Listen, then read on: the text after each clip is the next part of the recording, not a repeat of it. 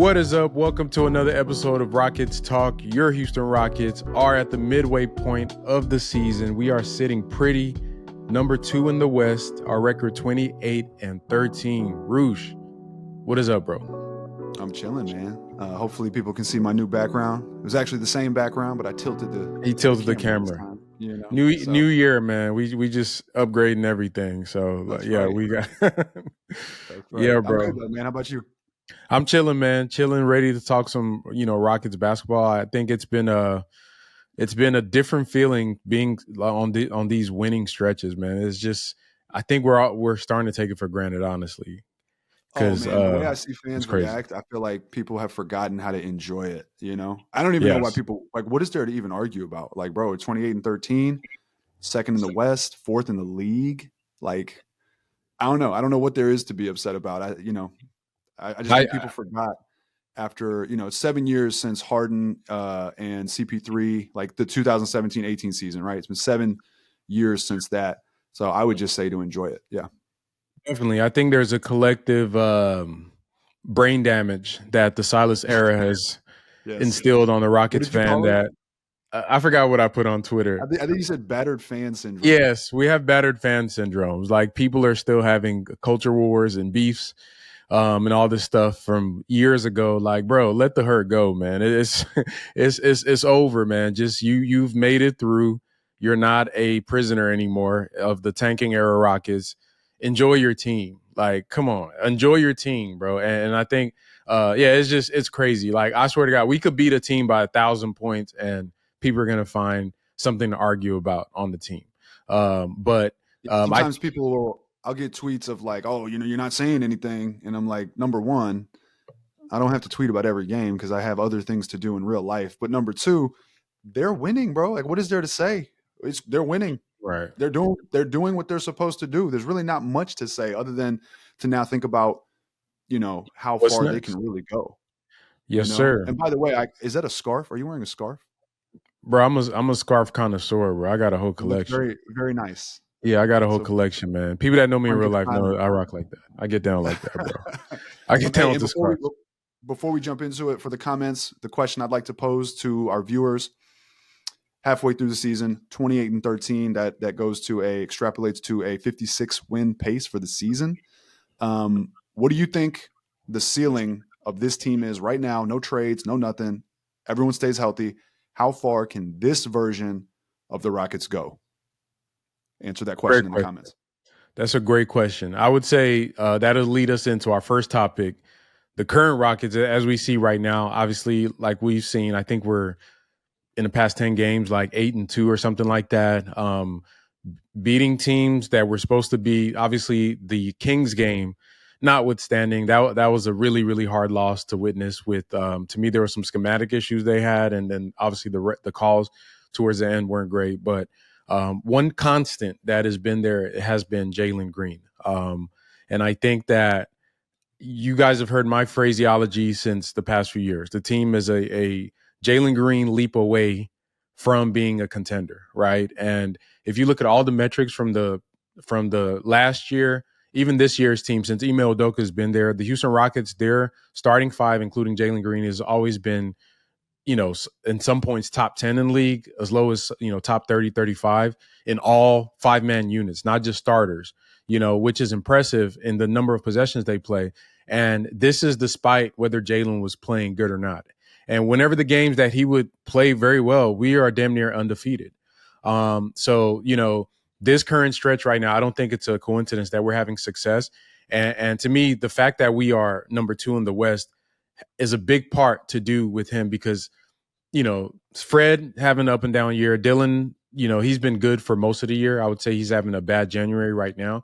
Şengün, despite his efficiency, I was combing through a lot of the advanced stats and just regular numbers. Şengün is having aside from his efficiency, he is having a great year.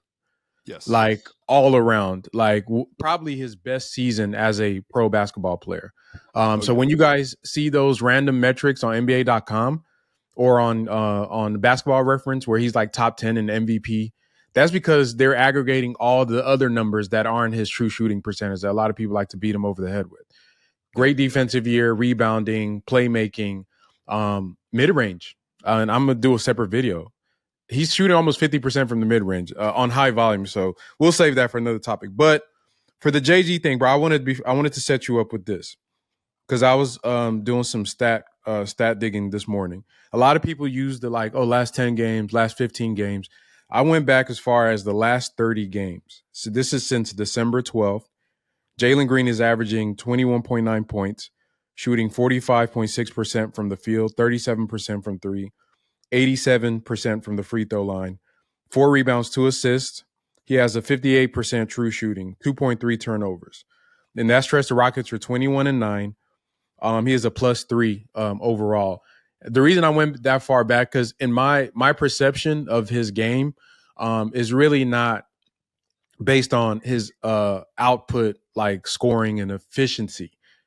To me, Jalen's issues is based on his processing and the way he reads the game, and based on that how he plays. And I'll give you an example. Cam Whitmore is a worse version of a bad Jalen. And people look at Cam Whitmore and say, wow, Cam is scoring X and X amount of points per minute. His efficiency is this and that. I don't care about any of that, because when you watch the games, there are certain actions that players do that could ruin a possession, that in aggregate, even though they're scoring or it looks good, it's really hurting the team. And for me, what I've seen from Jaylen Green for most of this season is that the progressions in the pick and roll, picking his spots, letting the game come to him, those things have been improved for most of the season, for a majority of the season. And I think he's getting to a mental point where his actual talent is like starting to like come out. Now he's not thinking about stuff because he's been taking those good reps so many times. That's why I'm so process based, is because if you do the right things the right way, most of the time, at some point you're going to shake loose and then things are going to fall right. And I think that's what we're seeing from Jaylen. Yeah, I mean, I think that it just finally is clicking for him. I know that's a simple, like it's just the simplest way to analyze it, but everything is finally, it's like Neo in the Matrix, right? He didn't really know what he was capable of. He started to figure it out. And then that moment comes where, he stops all the bullets or whatever. And everyone's like, oh, he's the one. And then it's just like, boom, it's on. Right. That's what it looks like. I mean, I know a lot of critics of mine in these comments hate the microwave scorer phrase. And I think finally you're seeing him become more than a microwave scorer. You're seeing him run offense. And it looks good, man. I mean, the 3-point shot falling is unexplainable to me after not falling for the first 3 seasons of his career or whatever, just being like a 33, 34% 3-point shooter on, I don't know, 1,500 something attempts, maybe more than that. And now he's shooting 40, 41% or whatever over, the last however many games. And the efficiency is happening. Like, for someone to be a high volume scorer, you got to be efficient at it, because to your point, you can put up good individual numbers, but it might be at the sacrifice of your team, right?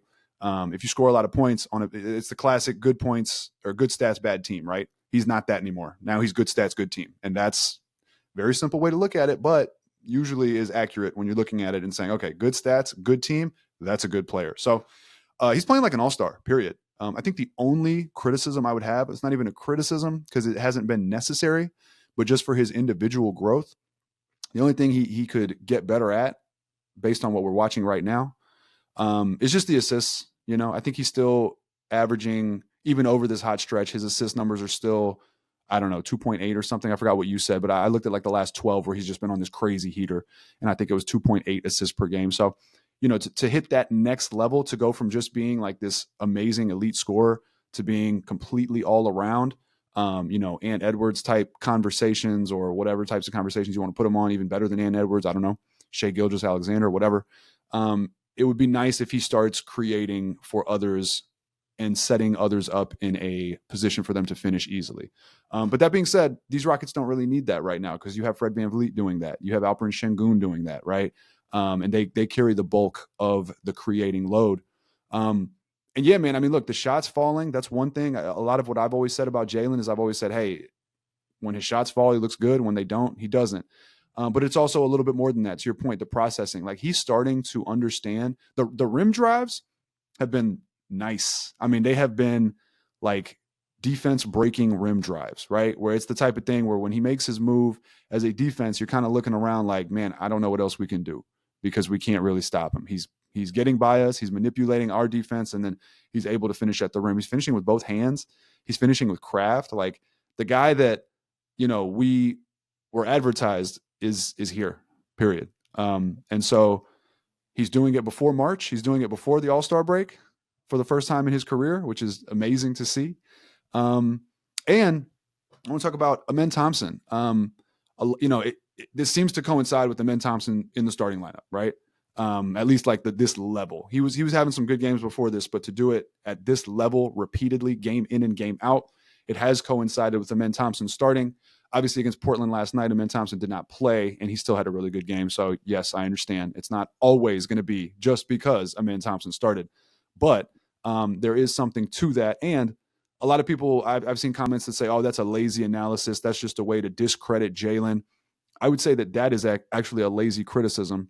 If you're a GM, your goal is to find players that fit and work together, right? So when you find guys that unlock and unleash each other and bring out the best in each other, it's not, oh, that's lazy analysis. It's, oh, this is the ideal outcome. This is what a GM is trying to do, is like the entire goal of his job, right? And it's the goal of like, why would you make a trade? Why does anyone make trades? Why does anyone draft? Why does anyone sign free agents, right? Because you want the right players next to each other to bring out the best in each other. And previously the Rockets were, it was Jabari standing in a corner, Dylan posting up, or Dylan standing on the elbow, Şengün posting up, Fred taking, CTE shots, pick and roll Fred, pick and roll Jaylen. Defense is building a wall and then forcing kickouts to subpar shooters. Like it was a very basic offense. With the men, you get extra movement. You get elite offensive rebounding. You get elite rim pressure and cutting without the ball. You get another guy who can handle and take a little bit of pressure off of Fred and Jaylen. You get a guy who can collapse a defense and kick it out and create. I mean, you just get so much versatility for all that you lose with the inability to spot up shoot. You get so much more complexity and so many more layers in the offense added to it. And obviously he kickstarts and ignites transition. Like when you got two super athletes like Jaylen and Amen together, it's good basketball, man. So shout out to Jaylen Green. I'm happy to see it. Him playing like this takes the Rockets from being this like fun little story to being something you really got to worry about, in my opinion. Yeah, definitely. I think the Amen thing, from it, because if you look at March and this stretch, the one thing that Amen catalyzes is our transition play. I think that's because one of Jalen Green's weaknesses is loaded defenses, because it forces him to be, into his weaknesses, just like most players. But what Amen does, in contrast to some of our other players, is that he turns every defensive stop or rebound into a fast break if the ball's in his hands, right? And what that allows Jalen to do is use his strengths, attack mismatches. You're going to get cross matching on defense, so he might have a player that can't guard him on him, or he gets to use his speed to get to the basket in transition, or, which I really like when he does, is like he gets a shot off quick in those instances. And he's spoken about playing faster. If you always watch his interviews, he always brings that up, that he likes to play fast. Now that's a two-way street. I think that so some of the things that he needs to work on, you pointed out, is going to be as he develops as a player, as he gets older in the NBA, gets more years under his belt, goes through different off seasons.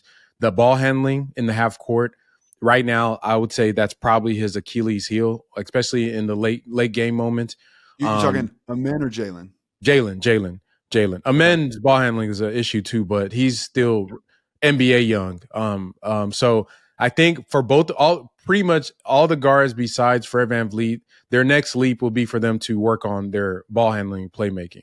The way I see Jaylen's progression as a player, I always take a macro view. I think that he solves little riddles within his game, and then the NBA throws a counter to that, and then he goes back down. So last year, what I think he figured out is what I'm talking about now. During the March stretch, what Amen did is basically he makes them play fast.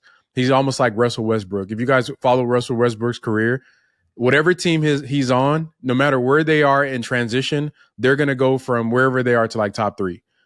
He did it with the Lakers. He did it with Denver, where he is now. He did it with the Rockets. So Amen is that type of player, and similar. I wouldn't say he's Russ, but there's a lot of similarities there in their game. So I think that ability helps Jaylen out. And what you saw teams do in April of last year is, no, we're not going to let you guys do that. We're going to load up even in transition. We're going to force you to play in a half court setting, and we're going to blitz you. We're going to switch up our pick and roll coverage and try to confuse you. And so that really exposed a weakness in his game. And a lot of that would have been alleviated by Alperen Şengün. Okay, insert Alperen Şengün into this season. Teams are trying to do that. He still struggles sometimes with the turnovers and the passes, but more often than not, we are punishing it a little bit, getting to the short roll actions. And I forgot what game it was where Amen got like 3 or 4 lobs from Şengün on the short roll. It was maybe 3 games ago, I think before Sacramento. That was strictly off of that, right? Blitz the ball handler, kick it to the short roller. Amen cuts from the corner. You're getting a dunk every time. Now for Jaylen is going to be solving the riddle of, in a half court setting, how can I navigate these the way defenses are playing me and leverage that into creating for my teammates? You see little bits here and there when he makes those plays, but they're far and few in between. I think the reason, if I'm a GM, if I'm Rafael Stone, and the reason I'm patient with Jaylen Green, despite the inefficiencies, despite all the ups and downs, and he's had very low lows, the highs are super high. If you step back and look at kind of the way the highs are coming in and what is actually happening in those highs, you will see that there is a slow progression upward. And those high highs as a GM keep you very intrigued. And you're in your thought process, because he could have, let's say he's doing good right now, he could have a slump where he goes, but every player has it. In your thought process is, if I can just get to a point where he is even keel at above average level with his skill sets, he can be a really, really dangerous player in the NBA, because he is the first step, the speed. So I understand the investment for the Rockets. Like, they see this stuff. So I think what a lot of people need to stop doing is reacting to the good and the bad. I use a term that I've said on the channel before, to quote from that Jay-Z song, Most Kings: with the same sword they knight you, they gon' good night you. Yeah. Like, the same people that's like riding right now, oh yeah, Jalen, when he has a bad game, they're going to kill him. If you're going to analyze Jalen, bro, keep it a buck, keep it basketball, keep it on a consistent basis where you are specifically identifying what you're either promoting or saying is negative. And then we can watch it go back and forth. But like, the way people are, it's like they do with all our players. A player plays good, they everybody loves them. Then the same people start killing them. They did it with Şengün. Now it's Jabari Smith Jr. Everybody wants to trade Jabari, even though the fact that Jalen's March, Jabari was playing the 5 most of the time. So is it his fault? Yeah. Like, so we just got to be consistent there. But I think that, to me, I don't think the true shooting and all that stuff is going to sustain the whole season. But what I do think is that just the level of play and the positive when he is on the court defensively most of the time, and the scoring and letting the game flow and all that, I think that's here to stay. And I think if that process stays, then Jaylen is here. And I don't think there's any going backwards as far as the player we saw that is just struggling and is just dragging down the starting 5. At this point, I would be shocked if he fell back to that, like, to the lows. He's going to have games where the shot doesn't fall, and he's going to have inefficient games. Like, that's going to happen. I would be shocked though if he got back to a streak of the low lows that we've seen in the past. I feel like he's shaken that. I feel like he's put that behind him at this point. If he doesn't put that behind him, then I'll just be confused. I just won't know what to make of what I'm watching, because it'll be so sporadic that, you know what I'm saying? I won't even know which version I'm going to get on any given night. But that being said, I agree with you. I think he's put it behind him.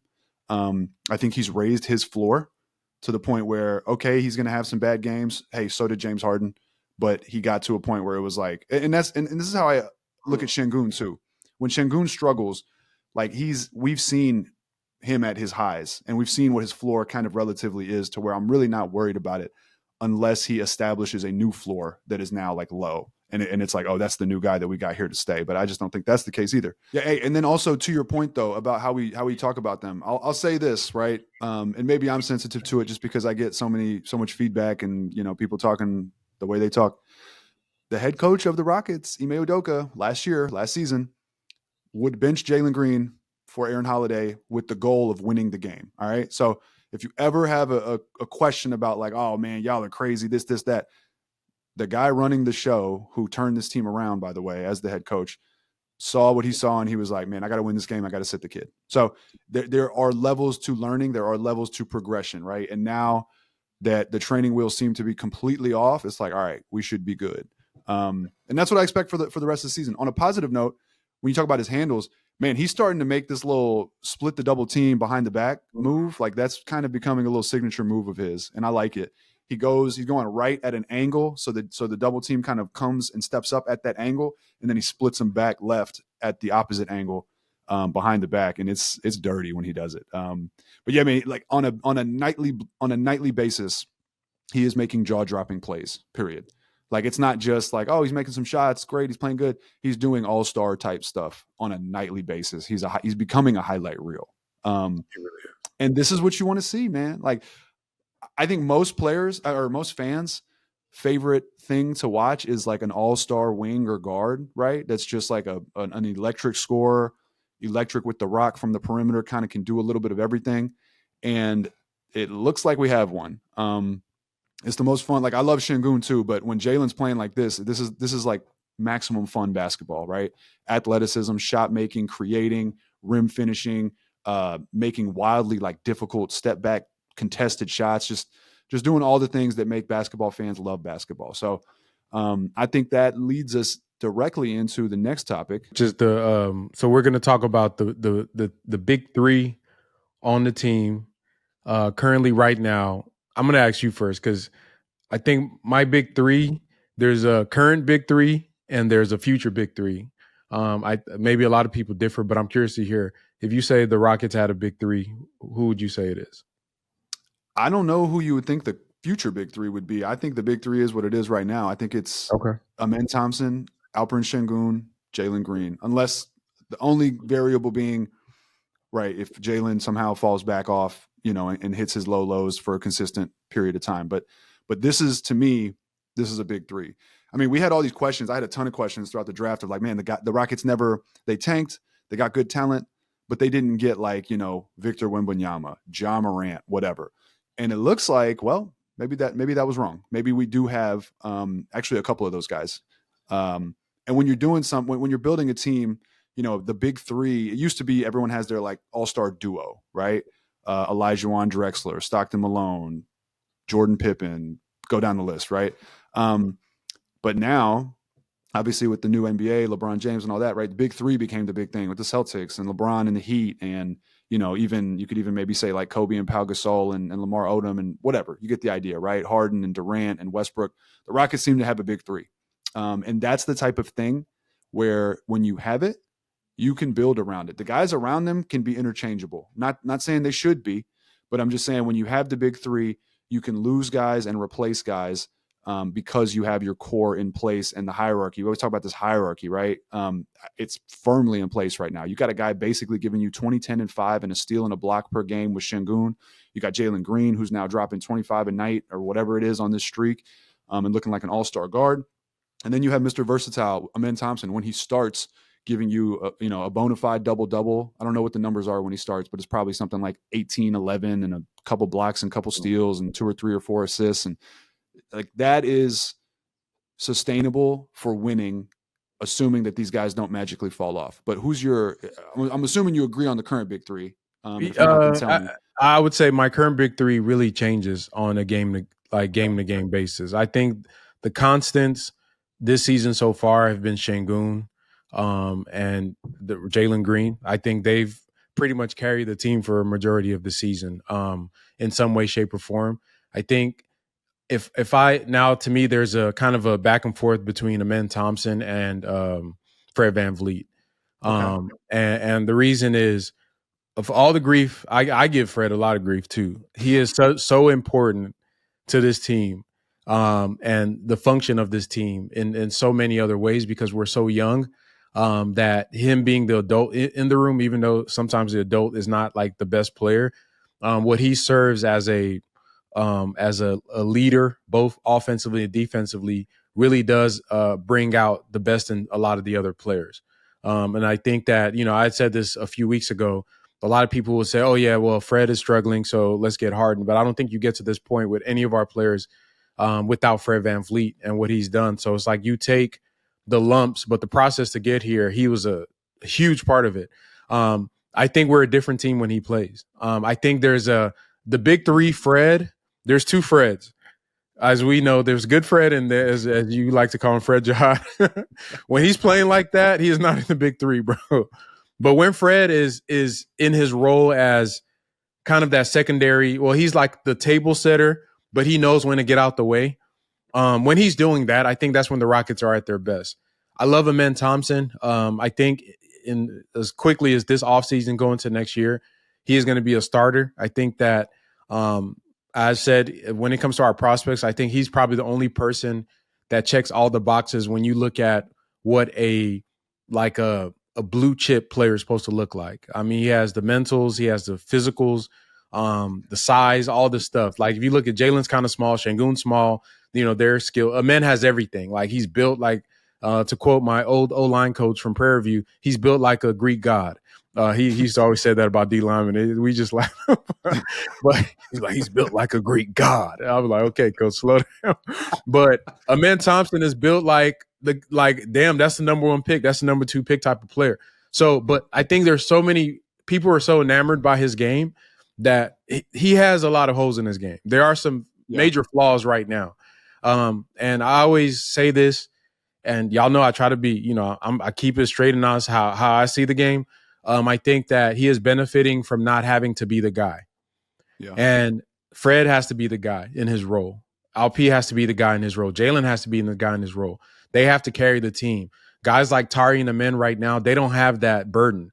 Their job is just to go out there and create chaos, guard, run in transition, do your stuff. And for me, I think he is one of the most important players on our team, but I can't just give him that reign of like the same level of responsibility as a player that's actually like, bro, you're going to run the offense. Every decision, we're going to live and die by what you do on a possession by possession basis. He doesn't have that.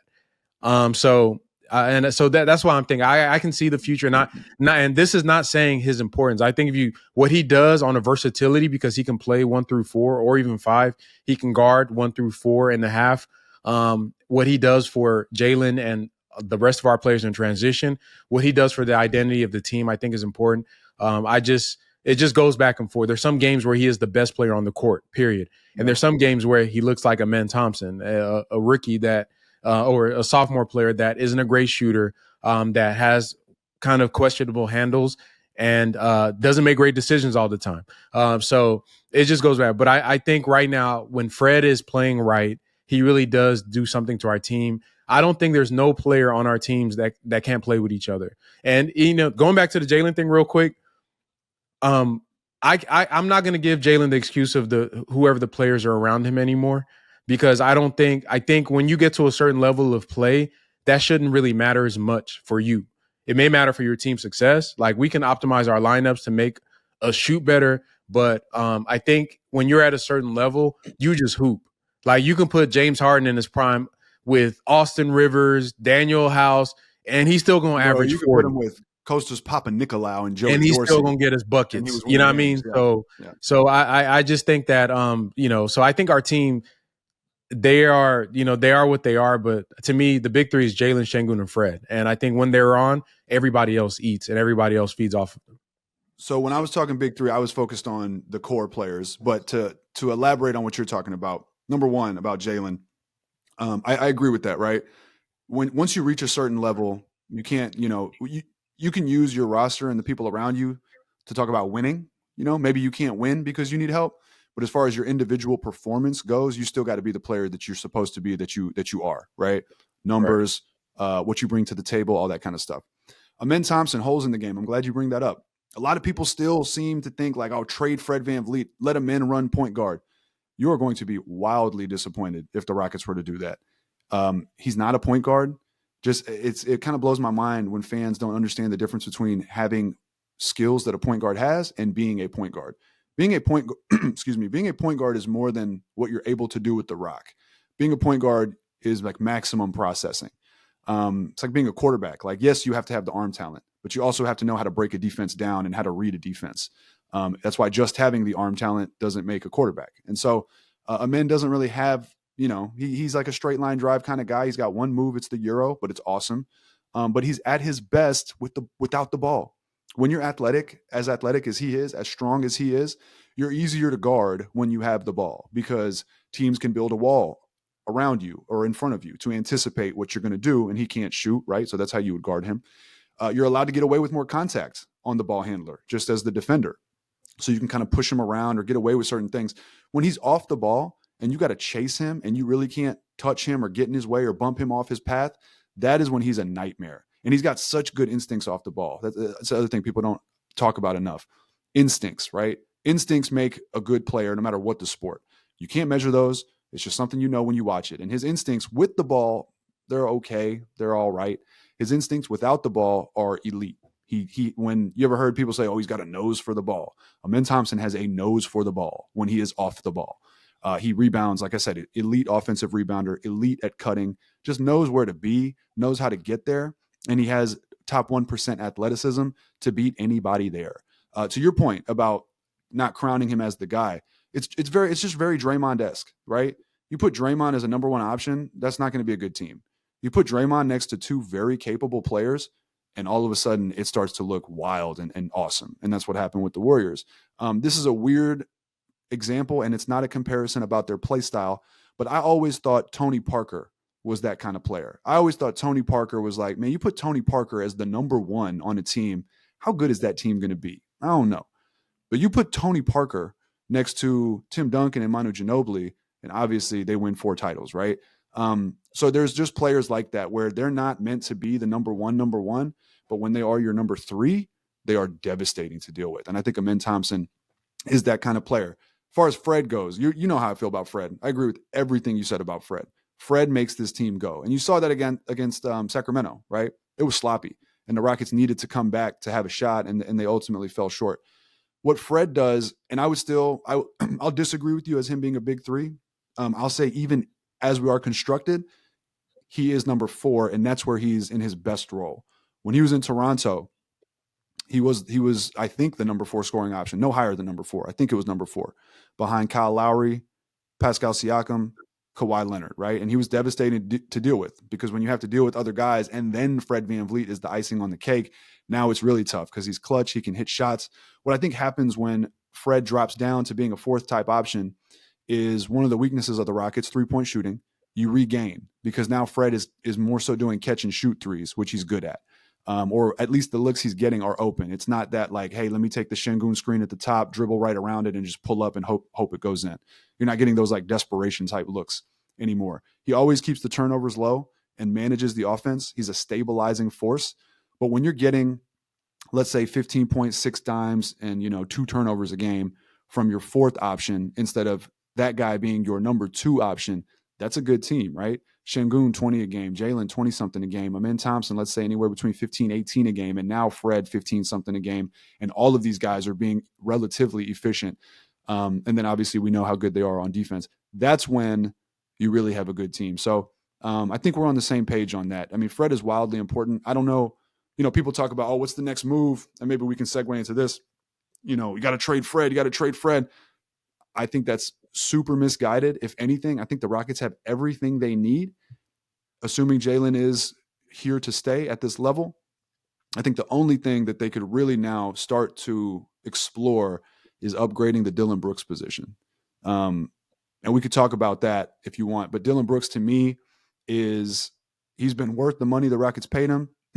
He's been everything the Rockets could have hoped for and then some. He's better than I thought he was going to be in Houston, and he's really been instrumental in helping turn this thing around. But he does have a low ceiling. He's got a pretty high floor, but a low ceiling. And so if the Rockets really wanted to take that next step, they would find somebody to replace Dillon Brooks that could do a little bit more, maybe be a more reliable 3-point shooter, maybe be a little quicker and more athletic in terms of perimeter defense. It's funny because we had all these Mikal Bridges talks, and Mikal Bridges replacing Dillon Brooks would actually be phenomenal. If you really want to go like super high level, maybe you trade those Phoenix picks and you try to put Kevin Durant as your 3. Maybe that's a pipe dream, but yeah, I think the Rockets are generally in a good place because they have that big 3. Now Fred VanVleet is your number 4. Now Tari Eason is, if he's healthy, he's still there. Jabari's still there. And now the talent is really stacked on top of one another to the point where it's like, yo, this is a deep team that can beat you from numerous angles. And it's really hard to deal with. Yeah, I would say, my big 3 is not based on like scoring options. I think it was just more of overall function. And to me, I'm going to push back a little bit on Amen. I don't know if he's ever going to be a traditional point guard, but I do think that, and this is strictly based on his development, and it's a big assumption. I'm assuming that his ball handling progresses, and Jalen's, because to me, I see them as a backcourt, and we can't forget about Reed Shepherd as a player as well. But I think that Amen ultimately is going to be a Jalen Green and Amen Thompson backcourt. How fast we get there, that's why I have a future view and a current view. I think what you said to me, I agree everything currently. I'm going to say I hope in the future that between what Şengün can do with the ball as a hub, what Jalen is developing into as a guy that can make reads in a pick and roll, and then what Amen Thompson can do as a downhill driver, I think that he can progress in his passing and decision making because I've seen leaps from his first season in the NBA till now. Once again, now with the Fred VanVleet angle, that's going to be the the $44 million question for the Rockets is, are you going to exercise that option, or are you going to renegotiate something on a long-term deal that has a lower annual value? And if you do that, does that change? Is that easier for you to swallow? Like, hey, Fred, we might want you to come off the bench, or hey, Fred, we're going to have you as a 4th option this year. Or I've seen signs that Ime is already and Fred is willing to kind of fall back and let the young guys kind of run things. And I think ultimately, I always call it rip the Band-Aid off. It's going to look ugly with Amen Thompson and Jalen and Shane, like them try to run even the Sacramento game. I think if you do that enough times, even if I know they don't want to tank this season or anything. I don't think it'll tank the season, but against good teams, they're probably going to lose in the short term. I think in the long term, it's worthwhile investment to explore that and let them figure it out. That's my view on that. But going into go ahead. Go ahead. Sorry. I was just going to say, I disagree. Like, I think using a man as a secondary, tertiary handler is good. I just feel like he's so versatile as a wing that a game managing, stabilizing point guard like Fred, who can shoot, and I agree, he's willing to take a back seat. I think he wants to take a back seat. I don't think he wants like all this pressure of being the number 1 or number 2, because he's just not that guy. And I think he understands that because of his limitations. But I think that's the construct, man. And like, look, maybe you don't get KD or whatever, Mikal Bridges, maybe Jabari Smith coming back in the lineup and Dillon Brooks exiting the lineup stabilizes thing. And Jabari's your stretch 5, Amen's your 3. And they're just kind of this like new age basketball team that it's not positionless, but some of the positions are fluid. And I think you're seeing it, man. They're 28-13, but yeah, sorry. What was the next? Where are we going next? Yeah, but real quick, I'm really praying Reed Shepherd becomes that Fred VanVleet replacement, because ultimately, in theory, he would be that point guard shooter that fits next to a man, next to Jalen, next to Şengün, next to Jabari Tari, whoever you want to put in there, that kind of connects everything. And so, in terms of play style, I agree with you, right? If he could hit that 3, if he could take that screen and pull up and hit that midi, if he can keep the turnovers down, if he has, if that ability to finish at the rim that we saw at the college level can translate eventually to the pro level, and if he's not, a huge liability or whatever, getting exposed on defense and getting targeted and hunted to the point where it's detrimental, then I totally agree. It's Reed. I'm being patient with Reed. Okay. I view him as icing on the cake for now because, we're winning and he hasn't contributed to it. But yeah, if he could step up and eventually replace Fred, that would be perfect. I agree. And maybe that's the Rockets' plan. And so if they don't do anything next year, maybe they're just giving Reed more time. I could totally see that. All right, so now that we are at this point in the season, 41 games in, halfway through the season, We are, I think you said, on a 57 win pace. 56. With 56 win pace, which would guarantee us a playoff spot. What do you think the ceiling is? You would ask the audience this, but I'm curious to see, what do you think the ceiling is? Because I jumped off the porch a few videos ago and said the Western Conference. But let me prelude. I got a lot of flack for saying the Western Conference Finals. I said if the seeding was perfect, I could see like a path, but obviously I don't think that's the most likely outcome. But what do you see as the ceiling for this current Rockets team? So it all depends on seeding, and that's any sport, right? It all depends on who you play. If you don't believe me, go back and look at the championship Houston Rockets. As much as I love those teams with all of my heart, the reason they won the title is because the 8th seed Denver Nuggets with Dikembe Mutombo knocked off the 1 seed Seattle Supersonics with Sean Kemp and opened the path for the Rockets to go get that in 1994. That's why that happened. And I forgot who knocked Seattle off in 95. But basically, the Rockets did not have to face Seattle. They could never beat Seattle. That was widely known by the Rockets. It's also why they traded for Charles Barkley. And I think they actually beat Seattle once they got Barkley, if I'm not mistaken. But the point is, it's all about who you face. Matchups are everything. So if they face the wrong team, like the Nuggets or maybe the Mavericks at full health, yeah, maybe they're a first round, second round exit. If they get a little bit of luck in the seeding and they can avoid some of those teams for rounds 1 and 2, I think they could go to the Western Conference Finals. And here's something crazy. If they get a little bit of luck, meaning if Chet Holmgren does not come back at full health, they could mess around and go to the finals. They could. I'm not saying they will. I was thinking this through the other day. I was like, all right, in my gut, I'm like, they're not a finals type team. They're not a championship contender. There's like some piece missing that holds them back from being that team. On the other hand, I mean, they're 28-13. They are the number 2 seed. They're 3-0 against Memphis, the number 3 seed. Lately, they've been really good against the Nuggets in this last year and a half. They've actually played really well against the Nuggets for whatever reason. I think Şengün has a lot to do with that because of how he matches up with Jokic. What's stopping them? They play great defense. If Jaylen Green is the star, like you always said, they're a Jaylen Green leap away. If Jaylen Green really is doing this, and he's able to do it in the playoffs, which is a question mark. In the cup games, he didn't play well. So he has to prove that in that type of environment, he can do this. And we will hopefully get the chance to see that come April and come May. But if he does, and Şengün does what he does, and Amen Thompson does what he does, and et cetera, what's stopping them? They don't match up well against the Thunder with Chet Holmgren playing. So if Chet plays, I think they're going to have trouble. But if he doesn't, what's stopping them? I still don't think they would beat a Boston. If Boston was to make it to the finals, I think they're going to have a lot of trouble keeping up with Boston's 3-point shooting. So I don't think they can win it all. But what's stopping them from making the finals if they get a little bit of luck? Am I tripping? Am I going too hard? Okay. Nah. I'm sorry. Nah, I ain't gonna hold you, bro. Nah. You worse than me. Let me see. I'm trying to think. What's stopping it? To me, here's how I see it. There's some teams that I'm just deadly afraid of. I don't want to see the Warriors. If the Warriors sneak into somehow, I don't care what seed they are. There's some teams I don't give a damn. I don't want to see Warriors. I do not want to see the Mavericks with full health. I don't want to see Denver. I know we've been beating them. I don't want to see Denver. There are some teams that I feel confident we can beat. I think we can beat Phoenix in a 7-game series. I really do. Just because to beat teams, Sacramento, by the way, I really don't. I think because they're like Warriors light. I think there's certain play styles.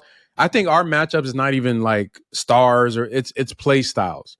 Yeah. If you want to go gritty, like let's like just hard nose. We're gonna beat you because that's our style. Yeah. The teams that kill us, shooting, yeah. So if you want to just ISO, let's go because we can do that with you. We're gonna slow the pace down. The teams that kill us are the teams that shoot well and they have a cohesive system that has like counters on counters, and it's really hard with our aggressiveness to guard that. And then you compound how we struggle in the half court. Those teams that can do that and play defense, the defense, they're going to be shooting threes. And for us, our best bet most of the time is a 2-man game that more half the time is going to end up with a Şengün 2-pointer. The math just doesn't math up right now. It's also teams that feel comfortable going one-on-one against Şengün. Like Şengün will put up numbers on Sabonis, but they will feel comfortable sticking him with Sabonis, right? And so they won't send extra help.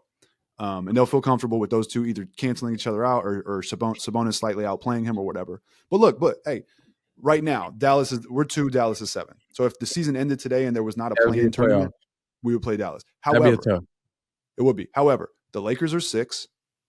The Clippers are number 5. The Clippers could fall to 7, right? So I'm thinking a world where, okay, what if we draw the Clippers? What if we draw the Lakers 2 versus 7? Okay, who do we play after that?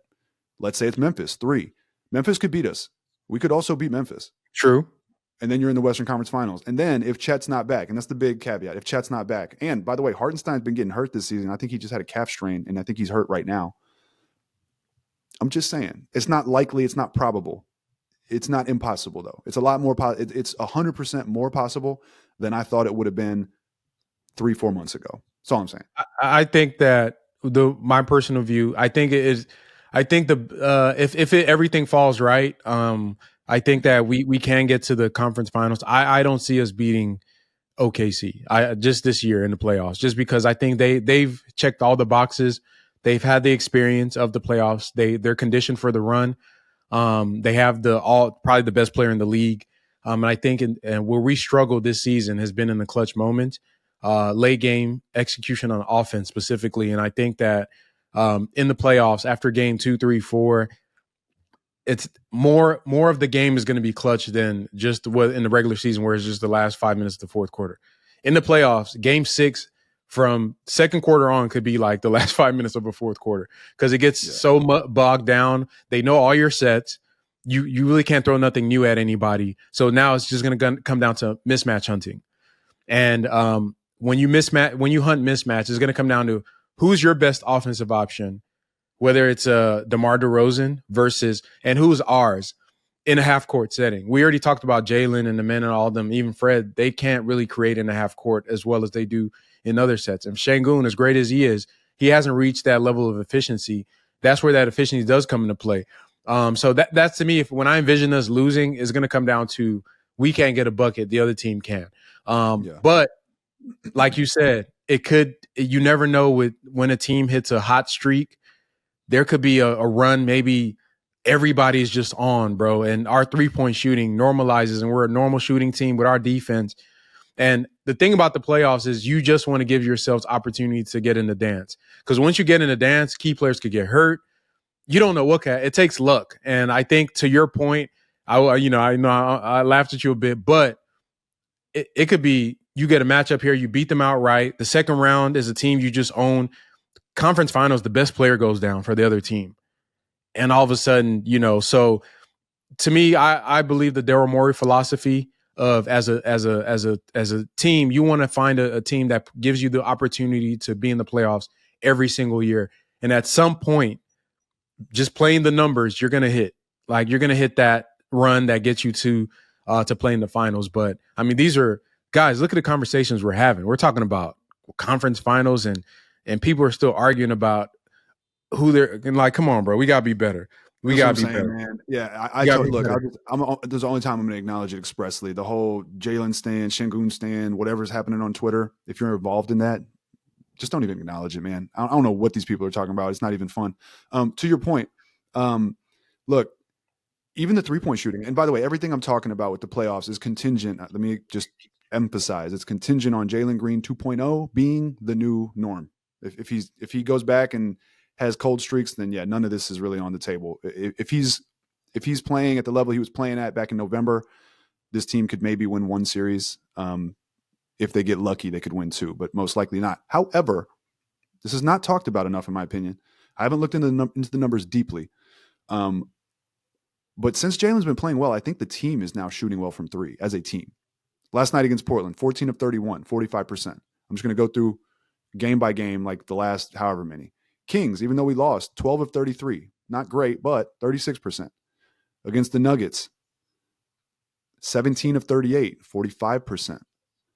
Directly before that, against the Grizzlies, 16 of 31, 52%. The game before that, also against the Grizzlies, 13 of 34, 38%. Like, this is not, I mean, hold on. I'm still going. The game before that against the Lakers, 14 of 40, 35%, which is all better than, we've been playing. And then the game before that is the Celtics, where they did not shoot well. But once Amen came back in the starting lineup, so that's 1, 2, 3, 4, 5, 6, 7 games. One of those games Amen didn't play last night against Portland, but I'll count it anyways because they've been on a roll. They've been shooting really well from three. 35% was the low. So I don't know. I haven't, like I said, haven't dug into it enough, but I wonder if some of that has to do with Fred VanVleet. He's shooting a lot better over these last games. I don't know what the percentage is. Before last night's game, I think he was up to 39% on 7 attempts per game. And that's prior to the Kings game because he did not play in the Kings game. So that was on 5-game sample. But I think that him relegating back to like, all right, y'all take it. I'm chilling. I'm falling back a little bit. Makes him a better 3-point shooter. That's definitely been the case. And I think that has an effect on the team being a better 3-point shooting team, especially because he was still shooting however many a game, 8 a game or whatever at like 31%, right? So there is something to maybe monitor there. And then obviously Jalen's just been on fire. So I think he's up to 36% on the season. And over these last like 12 games, I think over the last 12 games, he's shooting 48% from 3 on 9 attempts per game. Yeah, it's something. It's like 9.7. It's something crazy. Like, I think to me, he was our highest 3-point attempts. He's not the worst shooter on the team anymore. I think that's as simple as that. Fred obviously being better is helping. Dylan took a step back on his 3, so that kind of evens it out. I think if Dylan was still on his pace that he was last year in the calendar year, we'd be a much better team. The Rockets 3-point shooting, I'm not going to hang my hat on that, but I think that we were so below average at some point we needed to come back to league average. And with that said, like we've been, I think, the number 1 offense for the past in the league something like the defense. You said, hey, like maybe the shooting normalizes in the playoffs, whatever. And I'm just pointing out, that's kind of been happening lately. So I don't know. It makes us a dangerous team. I mean, we're like if we had to me, an average shooting team with our defense, we are really dangerous. The defense has taken a step back though. Since Jabari's injury, I think we're bottom 3rd in the league in defense, which is 2 to 4 overall in the net for the aggregate. But we've also played better teams. I looked at it's up and down. It's like we played good teams too in December. We played a lot of good teams. But I mean, that's generally, I think that we're going to find out the rest of this month. If we can make it to the All-Star break as the 2 seed or the 3 seed, something in that range, I have because I feel like our team, especially with all these young players, they play best after that break because it's like a new season. Your body gets to relax. You kind of get to heal up a little bit.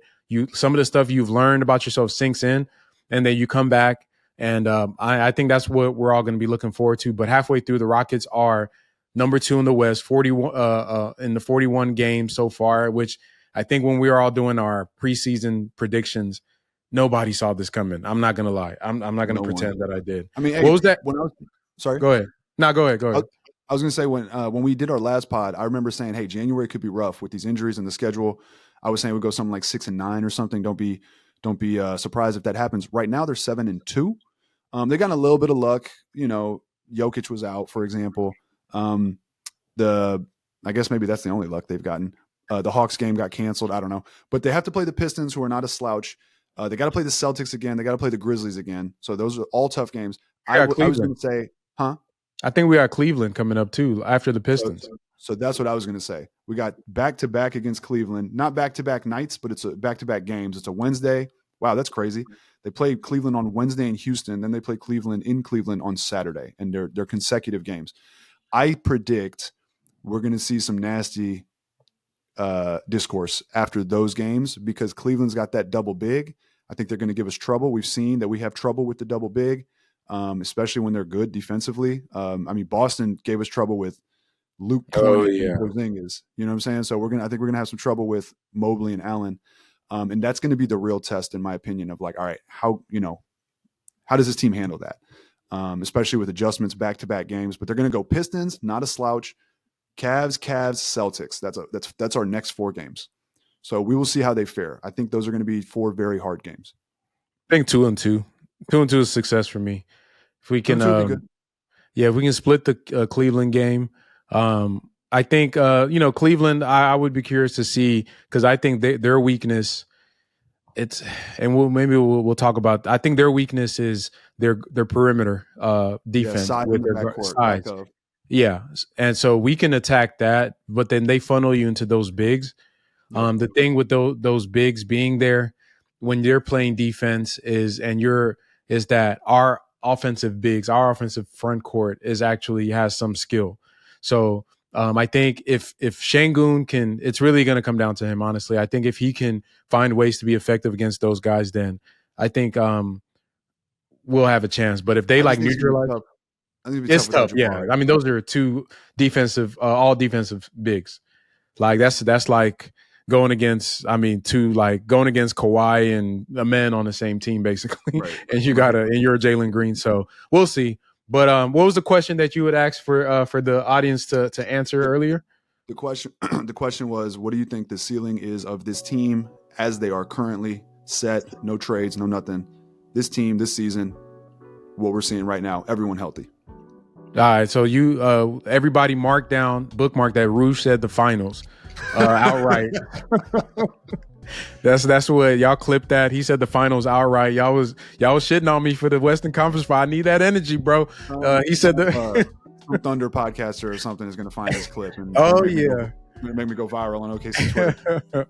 But yeah, appreciate you, bro. If you guys are new to the channel, make sure, I don't know why you're new to the channel, but hit the subscribe button. If you like this video, hit the like button. Keep rocking with the Chop Shop. We're going to keep dropping that.